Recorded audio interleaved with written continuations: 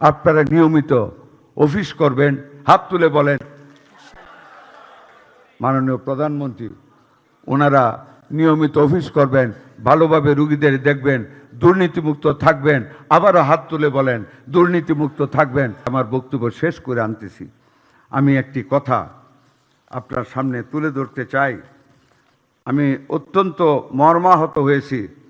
আমাদের একজন ডাক্তার শঙ্কর প্রসাদ অধিকারী, কলাপাড়ার ইউএচএফপিও, আমি ওনাকে দেখতে গিয়েছিলাম। ওনার স্ত্রী কান্না জড়িত কণ্ঠে বলেছিলেন, দাদা টাকা চাই না।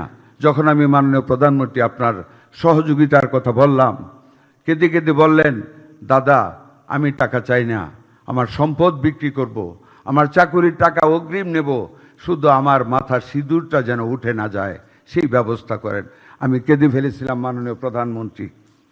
স্বামীর জন্য তার যে আবেগ, আর উনি সেই অ্যাক্সিডেন্টটা করেছিলেন একটি মোটর সাইকেলে গিয়ে। হেলমেট রাখা অবশ্যই উচিত ছিল, এটা ভুল। তবে মাননীয় প্রধানমন্ত্রী, আমি জানি আপনি কল্যাণমুখী কাজে চিন্তা করেন। ইউএচএফদের কিন্তু গাড়ি আছে, মাত্র 50টা উপজেলায় নাই, সব উপজেলায় গাড়ি আছে। যদি দয়া করে, আমরা একটা অর্থনীতিতে পড়েছিলাম, মোবিলিটি অফ গুডস যখন ইনক্রিজ হয় জনগণের আয় বৃদ্ধি পায়। আর সেই মোবিলিটি অফ গুডস বৃদ্ধি করতে হলে ইনফ্রাস্ট্রাকচার ডেভেলপ করতে হয়, গ্রামে গঞ্জে রাস্তা পাকা করতে হয়।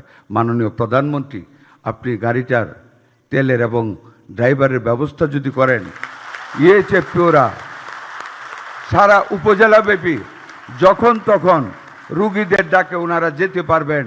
এটা ওনাদের একটা আত্মমর্যাদা এই লেভেলের অফিসারদের সবারই আছে, ওনাদেরকে দেওয়ার জন্য আপনি চিন্তা করবেন।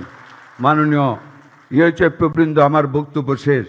আমি শুধু আপনাদের কাছ থেকে একটি আশ্বাস পেতে চাই, আপনারা নিয়মিত অফিস করবেন, হাত তুলে বলেন।